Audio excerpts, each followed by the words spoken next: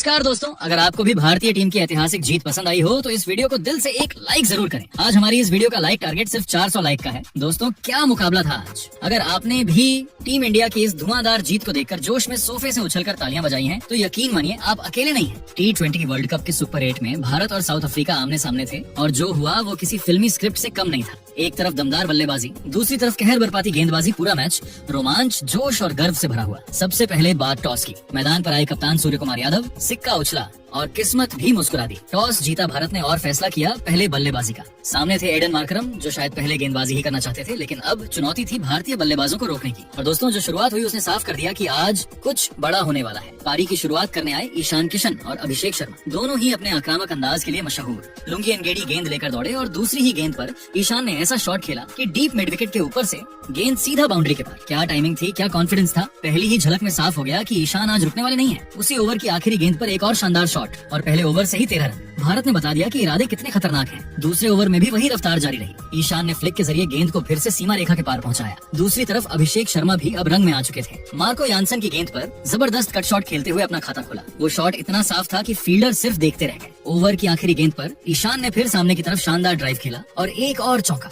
भारतीय dressing room में तालियों की गूंज सुनाई दे रही थी। अब गेंद थमाई गई कगिसो रबाडा को। तेज रफ्तार, सटीक लाइन लेंथ, लेकिन आज ईशान का मूड कुछ और ही था। पहली ही गेंद पर शानदार फ्लिक और गेंद एक बार फिर बाउंड्री के बाहर। रबाडा जैसे अनुभवी गेंदबाज को भी समझ आ गया कि आज मुकाबला आसान नहीं है। ईशान पूरी तरह आक्रमण पर थे। फिर चौथा ओवर लेकर आए कॉर्बिन बॉश और यहीं से अभिषेक शर्मा ने असली शो शुरू किया। पहली गेंद एक्स्ट्रा कवर के ऊपर से वन बाउंस चौका, दूसरी गेंद फिर वही अंदाज, फिर चौका, तीसरी गेंद एक बार फिर हवा में उठता शॉट और लगातार तीसरा चौका। स्टेडियम में बैठे फैंस झूम उठे। ऐसा लग रहा था जैसे नेट प्रैक्टिस चल रही हो और हर गेंद सीमा रेखा पार जा रही हो। पांचवी गेंद पर भी अभिषेक ने नहीं छोड़ा, एक और चौका। उस ओवर में 4 चौके। साउथ अफ्रीकी गेंदबाजों के चेहरे पर साफ दिखाई दे रहा था कि उन्हें समझ नहीं आ रहा कि गेंद कहां डाले। ईशान किशन एक छोर संभाले हुए थे तो दूसरी तरफ अभिषेक शर्मा तूफान बन चुके थे। दोनों के बीच तालमेल ऐसा कि रन अपने आप बोर्ड पर चढ़ते जा रहे थे। हर ओवर में बाउंड्री, हर शॉट में आत्मविश्वास। भारतीय टीम ने पावर प्ले का पूरा फायदा उठाया और साउथ अफ्रीका को बैकफुट पर धकेल दिया। दोस्तों, जैसे ही 5वां ओवर शुरू हुआ और गेंद लेकर आए अनरिच नॉर्जे, माहौल पूरी तरह बदल चुका था। पहली ही गेंद और अभिषेक शर्मा ने बिना किसी हिचकिचाहट के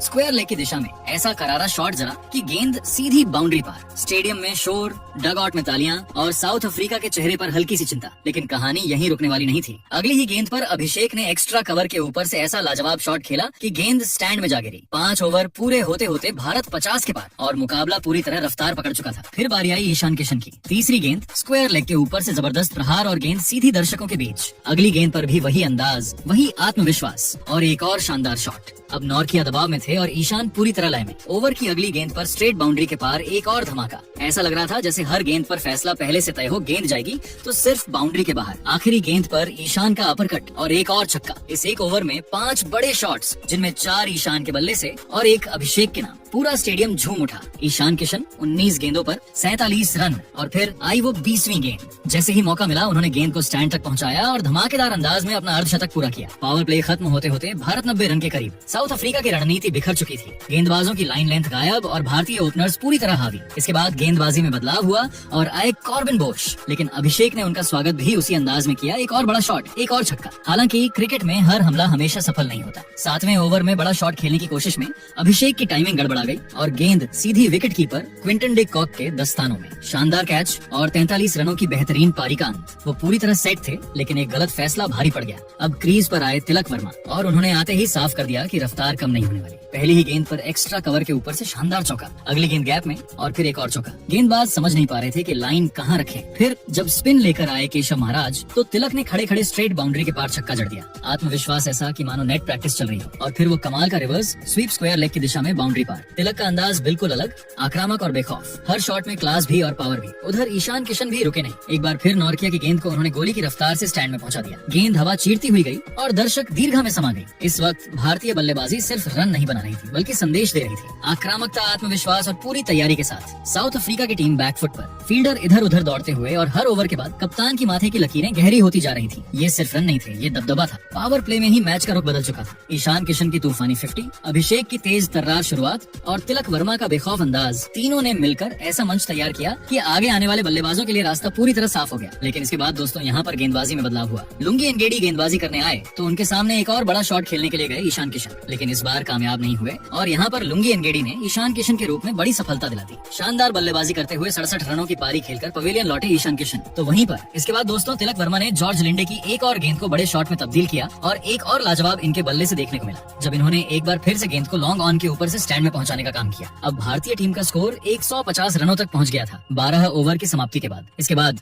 सूर्य कुमार यादव ने भी एंड्रिक नोरिया की एक और गेंद को शानदार तरीके से स्क्वाड लेग के ऊपर से भेजा और एक और शानदार इनके बल्ले से भी देखने को मिला। तो वहीं पर इसके बाद तिलक ने दूसरे छोर पर शानदार परफॉर्मेंस जारी रखा और इन्होंने एंड्रिक नोकिया के इसी ओवर की 5वीं गेंद पर भी एक और गेंद को बड़े शॉट में तब्दील करते हुए लॉन्ग ऑफ के ऊपर से एक और शानदार यहाँ पर जमा डाला। आक्रामक खेल टीम इंडिया का लगातार जारी था। इसी बीच यहाँ पर एडन मार्करम खुद गेंदबाजी करने आए तो उनके सामने सूर्य कुमार यादव थे जिन्होंने एक और गेंद को बड़े शॉट में तब्दील किया और एक बार फिर से गेंद को बाउंड्री लाइन के पार भेजा। 6 रनों के लिए यह भी कमाल शॉट देखने को मिला यहाँ पर। इसके बाद तो दोस्तों एडन मार्करम के इस ओवर की 5वीं गेंद पर भी एक और शानदार शॉट खेला और गेंद को फिर से गैप में डाला। सूर्य कुमार यादव ने फ्लिक के जरिए एक और कमाल का चौका यहाँ पर जड़ दिया। लेकिन इसके बाद दोस्तों तिलक वर्मा शानदार बल्लेबाजी कर रहे लेकिन मार्को यासन ने आखिरकार उनको पैवेलियन भेज ही दिया। केन उनके पेड़ पर लगकर सीधे स्टंप पर जकी और बोल्ड आउट होकर पैवेलियन लौटे। तिलक वर्मा शानदार बल्लेबाजी कर रहे थे। इस मुकाबले में थोड़े आक्रामक भी दिख रहे थे और इस मुकाबले में मात्र 19 गेंदों पर 45 रनों की पारी खेलकर वह पवेलियन लौट गए और भारतीय टीम को एक और झटका लगा। इसके बाद दोस्तों यहाँ पर एक और शानदार शॉट सूर्य कुमार यादव ने खेला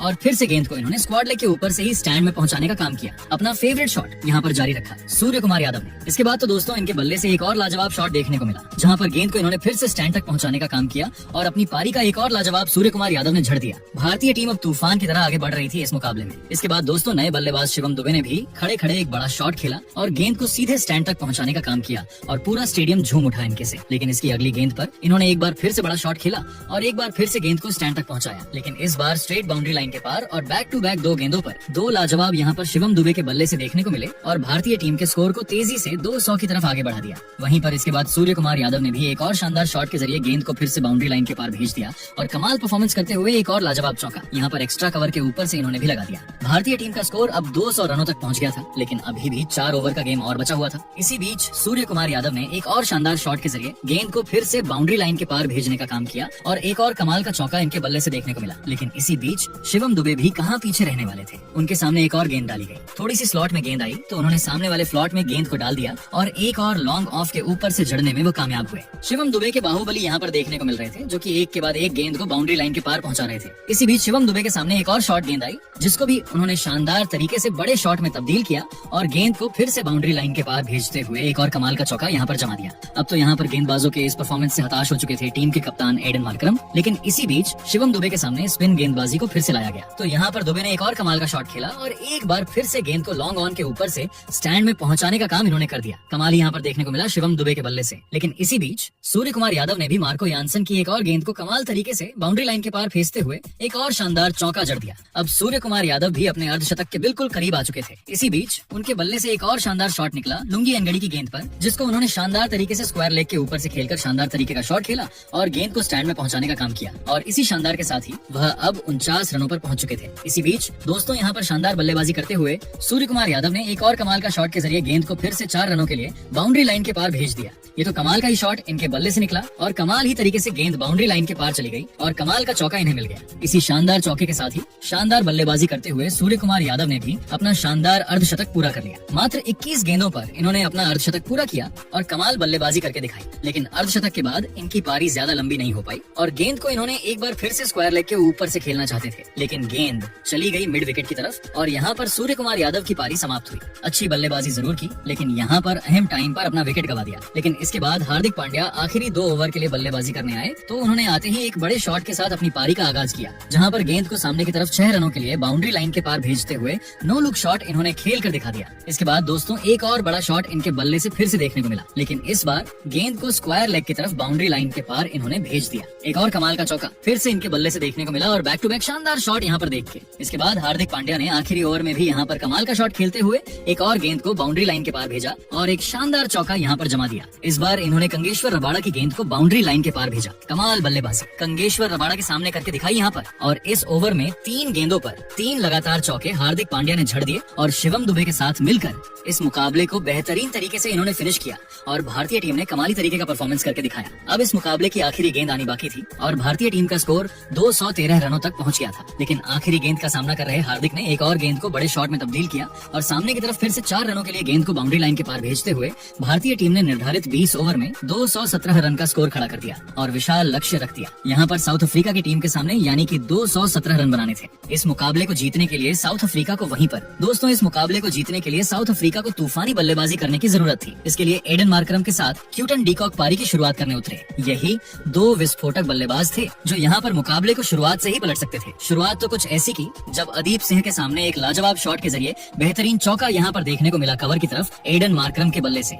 इसके बाद इनका शानदार परफॉर्मेंस जारी रहा, लेकिन दूसरे छोर से हार्दिक पांड्या ओवर करने आए तो यहाँ पर उनकी गेंद पर भी स्क्वाड लेग के ऊपर से एक शानदार जमा दिया। क्यूटन डीकॉक ने कमाल बल्लेबाजी यहाँ पर दोनों बल्लेबाजों ने करके दिखाई। वहीं पर इसके बाद दोस्तों शानदार बल्लेबाजी करते हुए एडन मार्करम ने वरुण चक्रवर्ती की एक और गेंद को भी स्टैंड तक पहुंचाने का काम किया, जहां पर उन्होंने सामने की तरफ शानदार जड़ दिया। इसके बाद इसी ओवर में एक और बड़ा शॉट खेलने के चक्कर में वो अपना विकेट गवा बैठे और शानदार तरीके से अक्षर पटेल ने कैच पकड़ा और समाप्त हुई यहाँ पर एडन मार्करम की पारी, जहां पर उन्होंने 29 रनों का योगदान दिया। इसके बाद दोस्तों नए बल्लेबाज के तौर पर डेवोल्ट ब्रेविस क्रीज पर उतरे, लेकिन क्यूटन डीकॉक एक छोर से शानदार बल्लेबाजी कर रहे थे। दोनों बल्लेबाजों ने एक शानदार साझेदारी भी यहाँ पर बनाई, जिसके चलते यहाँ पर मुकाबले में वापसी की कोशिश जरूर की, लेकिन मुकाबले में वापसी से पहले इतना बड़ा स्कोर भारतीय टीम ने दे दिया था जिसके सामने क्यूटन डीकॉक की तूफानी पारी भी कुछ नहीं कर पा रही थी। क्यूटन डीकॉक 38 गेंदों पर ही 73 रनों पर अब पहुंच चुके थे, लेकिन दूसरे छोर से लगातार विकेट गिरते जा रहे थे इस टीम के, जिसके चलते भारतीय टीम ने इस मुकाबले में बेहतरीन तरीके से पकड़ बना ली। इसके बाद दोस्तों यहाँ पर डेवोल्ट ब्रेविस की हम बात करें तो वो भी अक्षर पटेल के सामने एक बड़ा शॉट खेलने के लिए गए, लेकिन इसमें कामयाब नहीं हो पाए और भारतीय टीम को एक और सफलता यहाँ पर मिल गई, क्योंकि कमाल का कैच पकड़ने में कामयाब हुए बाउंड्री लाइन पर। यहाँ पर तिलक वर्मा और भारतीय टीम को एक और सफलता मिल गई। इसके बाद